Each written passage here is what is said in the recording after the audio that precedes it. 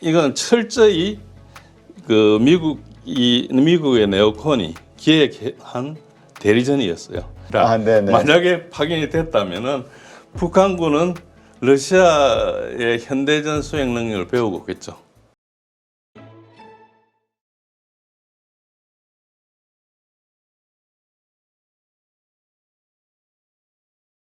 이제 러시아 우크라이나 전쟁이 터진 지도 거의 1000일이 돼간다 그렇습니다. 이런 얘기를 하는데 예. 거의 2년 8, 9개월 정도 예. 지났네요. 근데 어떻습니까? 금방 뭐 사실 전쟁이 나지 않을 것으로 기대했다가 전쟁이 터져서 놀랬던 기억이 아직도 남아 있는데 이 러시아 우크라이나 전쟁이 남긴 게 뭐가 있을까요? 일단 유럽이 망한 거죠.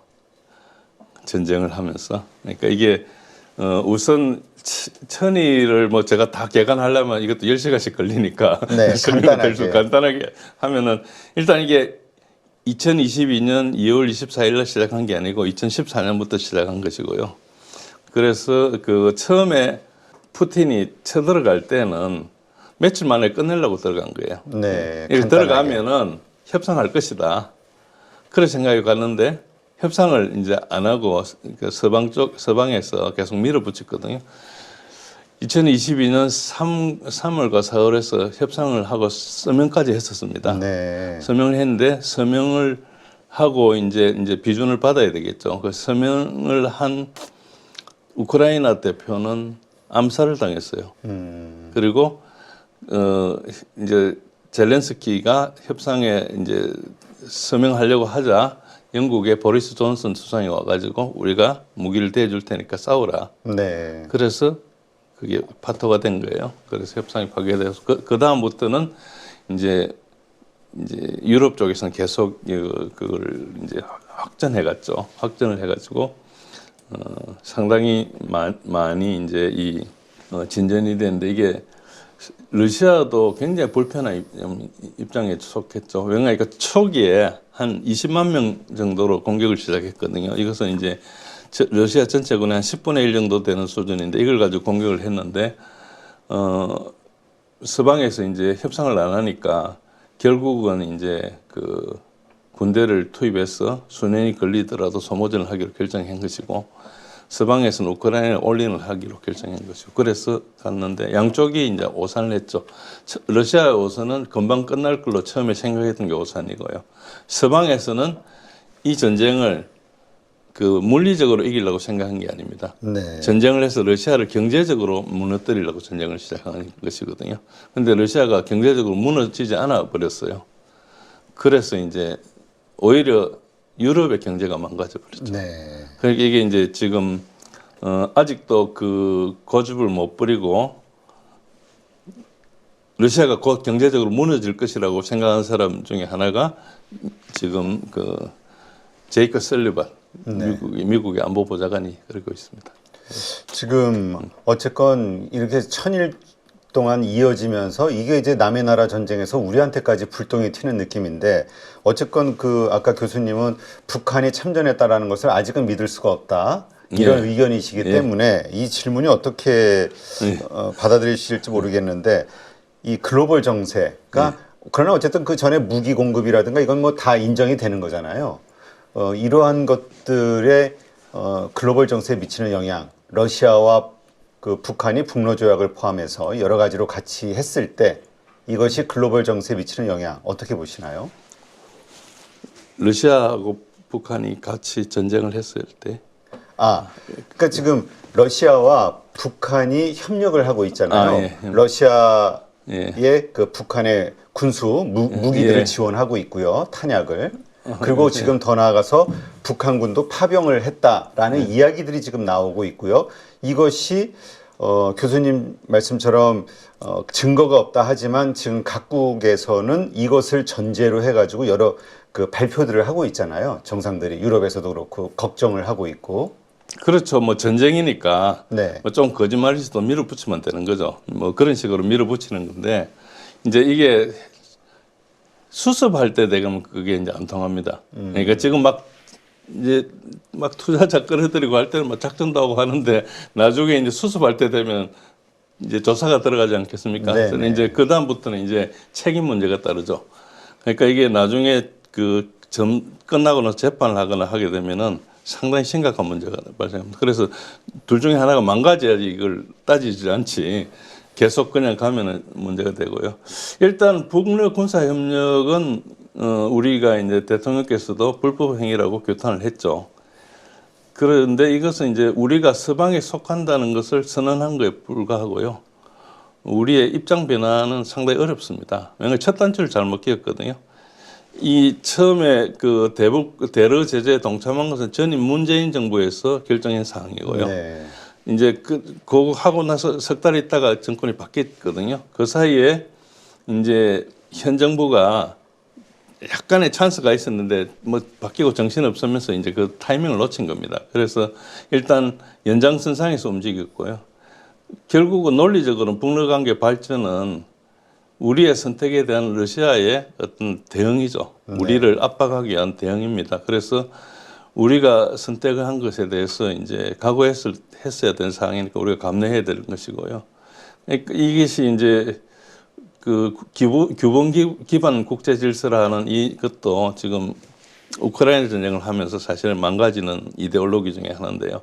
처음에는 이제 미국이 규범을 정하면은 그것을 따라서 하는 걸로 됐었는데 미국이 자꾸 자기가 정한 걸 바꾸니까 네. 어느 때는 인권이라 했다가 어느 때는 민주주의라 했다가 계속 이렇게 바꾸니까 이제 그 수명을 사실 다 했는데 이 우크라이나 전쟁을 하면서 굉장히 명백해져 버린 거죠. 그래서 우리 입장에서는 거의 이 외교적 문제를 극복하려면 외교적 전제가 필요합니다. 지금 네. 뭐 서희 같은 정도의 수준이 나타나야 해결될 거고요.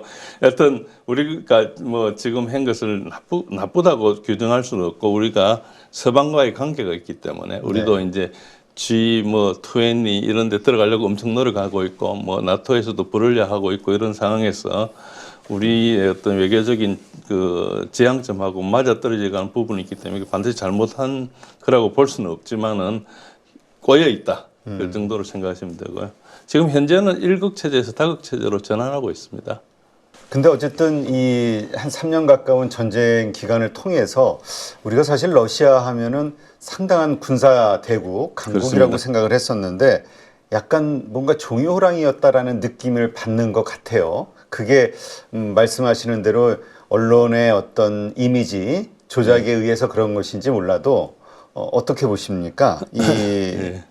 이렇게 큰 피해를 입고 있는 러시아 전쟁 도대체 왜 일어났을까? 다시 한번 원인에 대해서 생각해 볼 수밖에 없을 것 같아요. 푸틴을 후회하고 있는 거 아니야? 막 이런 생각하는 분들도 있긴 하거든요. 러시아 쪽에 저는 텔레비를 자주 보는데요. 러시아에는 굉장히 차분합니다. 그리고 푸틴이 이걸 이끌어간 게 아니고요. 푸틴이 밀려서 한 거예요. 아, 그래요? 예, 그 러시아 내 강성파가 되게 많아요. 그러니까 그 2014년부터 계속 그 가서 해결해라 그랬는데 푸틴이 서방을 믿은 거죠. 그러니까 서방하고 관계가 좋아야지 될 거라는 자기 나름대로 생각이 있어가지고 계속 조금 우유부단하게 보였거든요.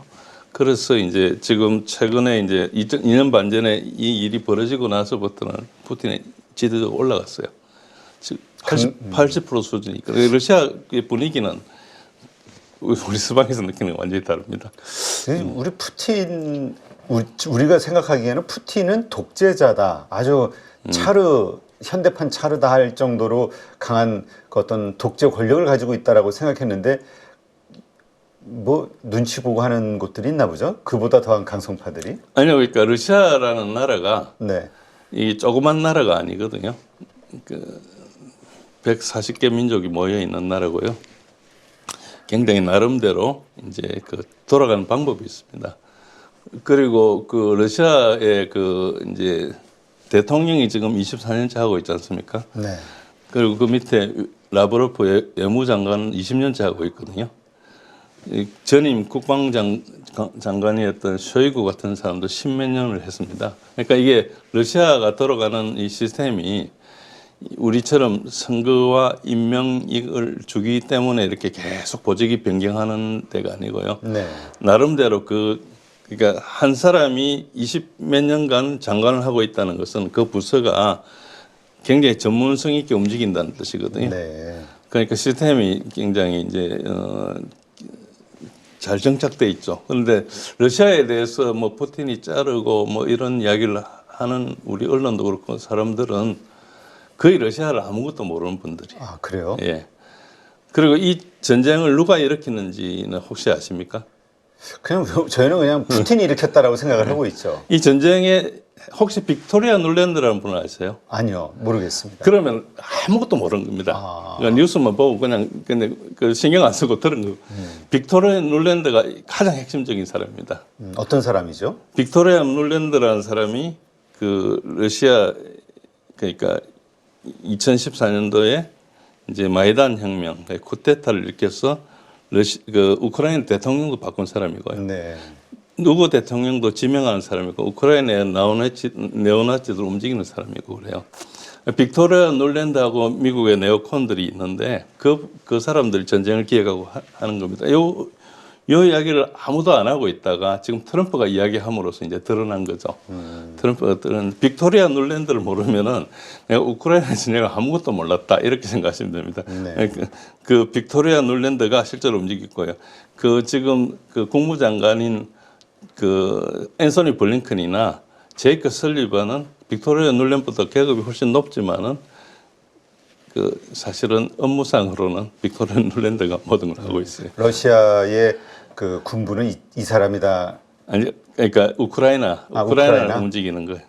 아, 그래서 이건 철저히 그 미국의 네오콘이 기획한 대리전이었어요. 대리전 이 이야기가 항상 검열을 받았거든요. 네. 근데 트럼프가 엊그제 이야기를 해버렸어요.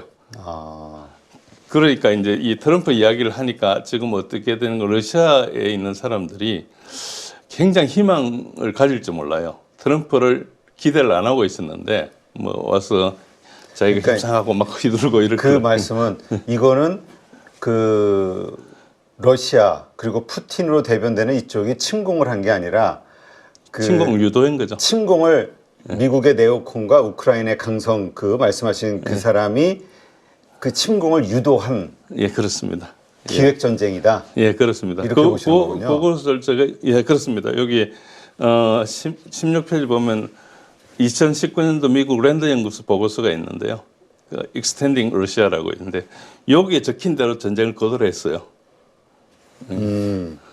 여기 이제 정확하게 취약한 지점이 천연가스와 석유 수출에 과다하게 의존하는 러시아 경제다. 이걸 해결해야 되기 때문에 상급 및 금융 제재를 해야 되고 러시아산 천연가스 수입을 못하게 해야 되고 미국산 액화 천연가스를 수입 유도를 해야 된다.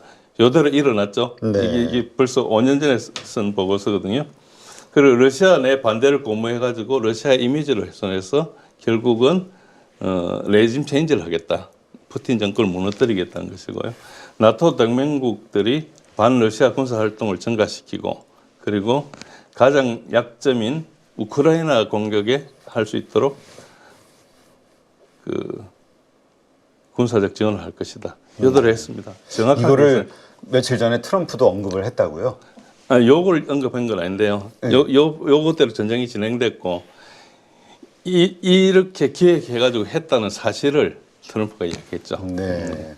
아니 그래서 저도 좀 이상해지죠. 네, 좀 그 새로 듣는 이야기들이라 저도 이거 지금 뭔가 제가 알고 있던 것들하고 달라서 좀 당황스러운데 뭐, 방송 안 하셔도 됩니다. 부담스러우시면. 네, 그렇게 생각을 하신다라는 거.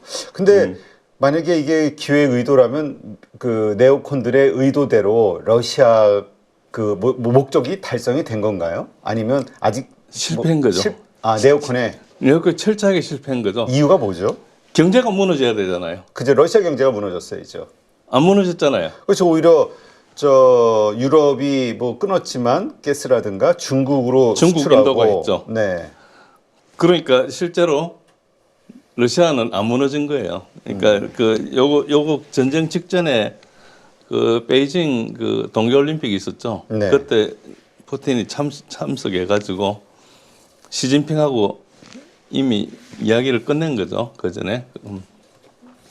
그러니까 이제 이런 공격도 알은 거고 2021년 내내 이제 푸틴은 나토 그 가입을 철회해라. 네. 이야기를 했었죠. 했는데 이제 바이든이 안 들어준 거죠. 그래서 이제 이렇게 다 보면 됩니다. 네.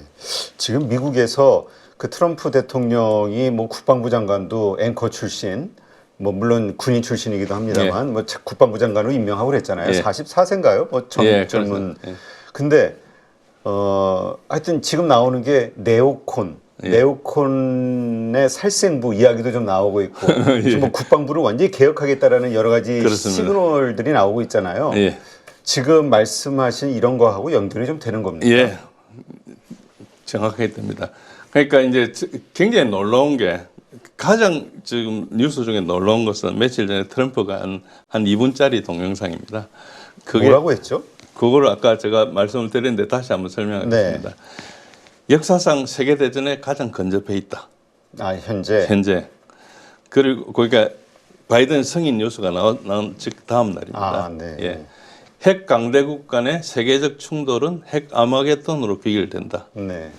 우크라이나의 대리전이 계속되면서 세계 대전을 위험을 감수하고 있다. 우크라이나 대리전이라는 걸 공식적으로 한 번도 쓴 적이 없거든요. 우크라이나 대리전, 미국과 러시아와의 대리전이다. 예. 우크라이나 전쟁이. 예, 이 이야기를 제가 어디 가서 뭐 몇 달 전부터 이야기했는데 계속 그 푸틴 장학생이라고 놀리더라고요. 근데 트럼프 대통령이 처음으로 이제 썼죠. 적대 핵기를 완전히 중단해야 된다. 이것이 핵심이고 지체 없는 평화가 필요한데 이것은 러시아가 수용이 곤란할 겁니다. 네. 그리고 그러나 네오콘 세계주의자 기득권을 해체해야 되고 국무부, 국방부, 정보기관 딥스테이트를 해고해야 되는데 지금 지명자들이 보면 마크 루비오나 이런 중량이 떨어진 사람들이잖아요. 네. 트럼프가 자기가 결정하겠다는 거예요. 그러니까 직접. 그렇죠. 내가 다 조종할 수 있는 사람들, 영향력이 그러니까 작은. 그 업무들을 내가 할 테니까 너희들은 열심히 뛰기나 해라. 그러니까 이미 마이크로 매니저 하겠다는 생각을 가지고 있는 거죠. 그래서 뭐 사람들 실망하고 하는데 전문적으로 이제 2016년도에 17년도죠. 17년도 1기 때 이제 그 렉스 틸러슨이 이제 그 국무장관을 했는데 금방 그만뒀잖아요. 네. 그러니까 이제 뭔가 중요한 일을 챙길 줄 알았는데 자기가 다 하거든요. 그러니까 이제 결국 그만뒀어요. 야, 근데 트럼프 당선자 지금 뭐 나오는 뉴스들 보면은 법무부도 딥스테이트의 그 핵심 그거다 뭐 해가지고 법무부도 개혁하겠다, 국무부도 국방부도 지금 완전히 그 지금 뭐 판을 다 뒤집는다는 식의 얘기가 나오는 거네요. 예. 그리고 이제 일론 머스크가 정부 그 평가하는 걸 받아요. 그러니까 일론 머스크가 어떤 이야기를 하는 거예요. 스페이스X를 띄우는데 로켓을 한 대 띄우는데 걸리는 시간보다 로켓을 만들어서 띄우는데 걸리는 시간보다 수료하는 데 시간이 더 걸린다. 그러니까 너무 제재가 많다는 거예요. 그래서 기간을 다 없애겠다. 그러니까 자기가 조정하듯이 그 X 그러니까 트위터에 들어가지고 90%를 해고해 버렸잖아요. 그렇죠. 그러니까 그렇게 하겠다는 거예요. 그러면서도 이렇게 효율적으로 운영하고 있다. 그렇습니다. 네. 그렇군요. 자, 그렇다면 어쨌건 그 우크라이나의 강성 숨어 있는 그 군부 실세와 네오콘 간에 이게 만약에 그 기획 대리전이었다고 한다면 이제 미국이 이제 어쨌든 끝나게 되면 도와줘야 되잖아요. 그 재건과 관련해서는 어떤 플랜들이 좀 서 있었나요? 아니 플랜은 없고요. 그냥 버릴 겁니다. 아, 우크라이나를? 예, 그 유럽이 맡아서 해결해라. 하긴 또 트럼프 당선자가 됐으니. 예, 이걸 이제 일단 그렇게 할 거라고 생각하면 됩니다. 뭐 지금 우크라이나는 국가가 해체될 가능성이 되게 커요. 국가 자체가. 아, 왜요? 국가가 한 번도 있었던 적이 없거든요. 92년도 처음 생긴 겁니다. 국가가. 우크라이나라는 민족은 굉장히 오래됐는데 국가가 한 번도 존재한 적이 없어요.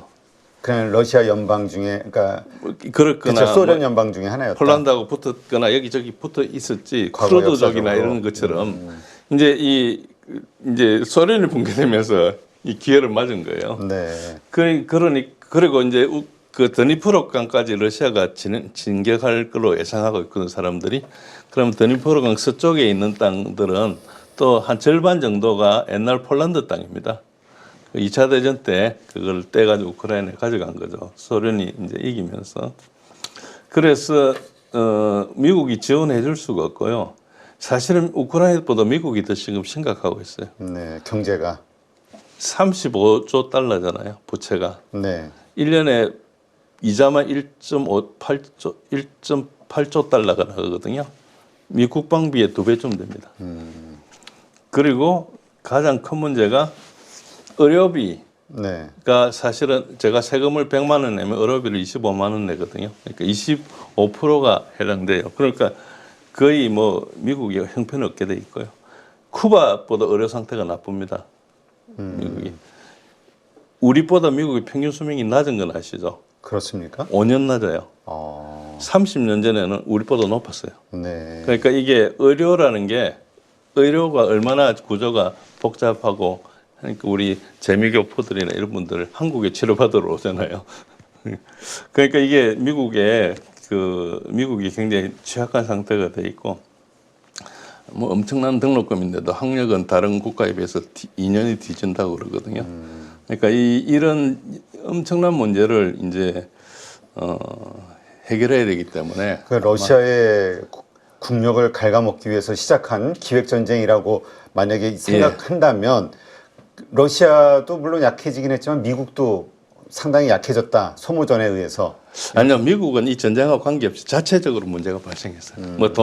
미국이 경제 지원한 규모가 거. 원체 크다 보니까 아직까지도 사람들이 재무부 채권 사고 하지 않습니까? 이제 중국이 좀 떨고긴 하지만은 그런데 이제 앞으로 만약에 트럼프가 있지 않고 바이든 행정부가 계속됐다면은 네. 아마 브릭스에서 대체 화폐 같은 걸 해서 디달러리제이션을 했을 거예요.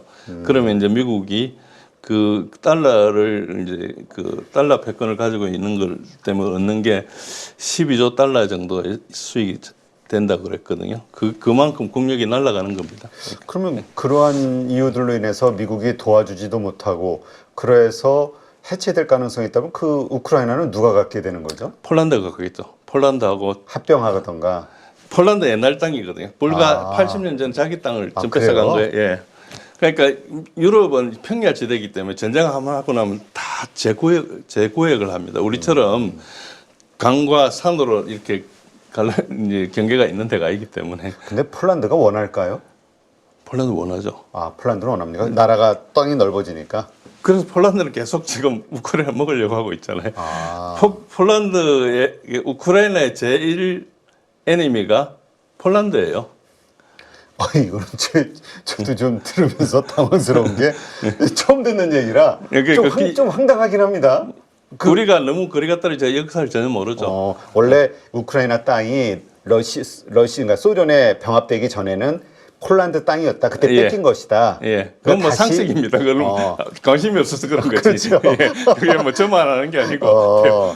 그래서 이번에 우크라이나 자체가 해체될 가능성. 글쎄요, 지금으로서는 뭐 워낙 그 정부 젤렌스키 뭐 이런 것도 있고 해가지고 뭐 복잡할 것 같긴 한데 그렇게 될 가능성도 있다. 뭐 어떤 도와주지 않으면 그래 되는 거죠. 네,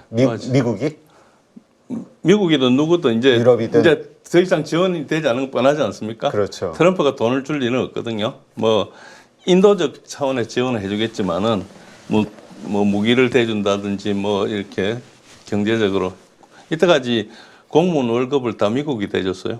네, 그랬군요. 네. 그렇다면 우크라이나의 미래는 상당히 좀 불확실하다. 예, 벌써 다 손절하고 있습니다. 지금 말로는 안 하고 말로는 막 지원한다 그렇죠. 그러지만 속으로는 다 손절하고 있는. 그렇군요. 그렇다면 다시 한번 또 우리가 북한군이 거기 들어갔다. 쿠르스크 지역인가요? 그쪽에 가 있다라고 지금 믿고 있는데 알고들 있는데 그렇다면 어떻게 북한군의 운명은 어떻게 되는 것이냐? 북한의 러시아와의 관계는 어떻게 될 것이냐? 이거에 대한 질문이 이거 가정을 기반으로 답을 해보겠습니다. 만약에 확인이 됐다면은 북한군은 러시아의 현대전 수행 능력을 배우고 오겠죠. 그래서 북한 내부의 군을 혁신할 수가 있습니다. 네. 그리고 북러 관계 그러니까 2014년도 그랬고 2022년도 그랬고 러시아를 북한이 나서서 전폭 지원을 했거든요. 네. 그래서 전폭 지원을 했기 때문에 아마 러시아에서 상당히 보응을 할 겁니다. 그래서 경제적 문제가 상당히 해결될 가능성이 있고요. 네. 그리고 이제 가장 큰 문제가 이제 북한은 공군 비행기들이 없었어요. 그러니까 네. 미그 23, 25, 29가 이제 29가 벌써 뭐 40년 가까이 된 30 몇 년 된 비행기라서 김정일 시대 때부터 그 부품을 구하려고 러시아한테 이야기했는데 러시아하고 우리 관계가 굉장히 좋았어요. 네. 그래가지고 그때 뭐 조르 동맹도 다 없어지고 나서 그러니까 이제 안 들어줬죠 전혀 우리 관계를 생각해서. 그런데 지금 이 우크라이나 사태 때문에 우리가 원하지 않게 우리가 줄을 갑자기 바꿀 수 없지 않습니까? 그렇죠. 그래서 이거 이해가 갑니다. 뭐 그걸 잘했다 못했다 뜻이 아니고 우리 형편을 뜻하는 것인데 그러다 보니까 이제 북한한테 기회가 온 거죠. 그래서 아마 옛날에 뭐 시베리아 벌목공도 계속 뭐 그 유엔 제재 때문에 돌려보내고 이랬는데 그 러시아의 부족한 노동력을 북한이 가서 많이 해결할 가능성도 있고요. 그래서 뭐 굉장히 상당히 북한이 좀 풀릴 가능성이 있어요. 네. 만약에 그래서 kursk에 가서 작전을 했다면은 뭐 희생도 있겠지만은 현대전 수행하는 걸 배웠기 때문에 높아지겠죠. 그래서 우리한테는 위협이 더 됩니다. 네. 근데 그 러시아는 어떻게 될까요? 러시아는 어쨌든 이 3년간의 전쟁을 통해서 어쨌든 국력이 많이 소모가 됐잖아요. 예, 아니 그 소모가 안 됐습니다. 아, 안 됐습니까? 월드뱅크에서 그 이번 7월 1일 날 발표하지 않습니까? 러시아를 이제 그 소득 많은 국가로 이렇게 분류했어요. 러시아는 지금 경제가 너무 과열을 해서 좀 식혀야 되는 그런 단계에 있어요. 오히려 예. 군수 산업 때문인가요? 그러니까 일단은 러시아가 굉장히 미루었던 게 있어요. 러시아가 자원은 있고 뭐 큰 거는 있지만은 소비재 같은 게 옛날부터 구소련 때부터 약했지 않습니까? 그런데 서방이 쫙 나가니까 그걸 다 테이크오버를 했어요. 네. 그러니까 그 우리 옛날에 노제펜 할 때 그 소재 부품 네네. 그게 산업이 좀 성장했잖아요. 네, 반도체. 네. 예, 그거 같은 기회가 생긴 겁니다. 그래서 이제 그 국내 그 글로벌하고 경쟁이 안 돼서 제대로 못 하고 있었던 것들을 일부 이제 러시아 내에서 자체적으로 하게 되기 때문에 그런 것들이 이제 경제에 좀 도움이 된다 봐야 되겠죠. 네, 알겠습니다. 오늘 또 진재일 교수님 모시고 또 새로운 각도에서 말씀을 좀 듣다 보니까 좀 약간 좀 혼란스럽긴 합니다만, 이러한 관점도 있다라는 거, 그리고 이러한 관점에서 한번 또 뭐 가장 중요한 건 또 팩트 체크해 보면 되는 거니까. 그렇습니다. 네. 예. 그렇게 해서 한번 균형 잡힌 시각 가져보는 것도 필요하지 않을까 생각이 됩니다. 근데 하여튼 트럼프 대통령이 그 당선자가 그 대리전이다, 뭐 공식적으로 사용했다라는 거, 네, 그것이 아까 말씀하신 그 네오콘의 기획전쟁이다, 침공을 유도한, 네, 이런 거하고 맞물린다라고 봤을 때에는, 네, 참 앞으로 이거 어떻게 되는 건가? 네, 좀 더 공부를 좀 많이 좀 해야겠습니다. 좀 이 부분을 가지고. 예, 뭐 그럴 수도 있죠. 하여튼 제가 나와서 이제 기존의 입장과 상당히 다른 말을 했거든요. 그래서 네네. 놀라실 수도 있고 믿지 못할 수도 있는데 어쨌든 그래서 제가 이제 블로그를 만들어서 조금 글로 자세히 증거도 제시하고 분석도 하고 네. 이렇게 했습니다. 거기에는 다 말씀하신 근거, 팩트들이 다 자료들이 있는 거죠? 예, 뭐 있는 데까지는 다 있습니다. 그리고 이제 그래서 이제 이런 걸 보시면은 이해하시는 데 도움이 되고 문제는 이제 이런 그 8.15 이제 톡의 그 시청자분들은 그냥 그 공식적으로 나오는 이야기 말고 그 밑에 있는 것도 광범위하게 통찰력을 가지고 계셔야 되기 때문에 이런 부분을 잘 모르셨던 분들은 한번 확인해 보시고 저게 황당한 말인데 저게 사실과 얼마나 근접하는지 한번 체크해 보시고 혹시 제가 잘 모르거나 잘못된 자료를 쓰고 있으면 지적도 해주시고 그러면 이제 발전하는 데 도움이 되겠습니다. 예. 하여튼 요 밑에 나가는 진제일의 군사력 이해하기 네, 검색하셔서 들어가셔서 이 포스팅 한번 보시면서 증거를 한번 직접 확인해 보시기 바랍니다. 네, 오늘 또 새로운 각도에서 네, 인사이트를 주신 진제일 교수님 고맙습니다. 감사합니다.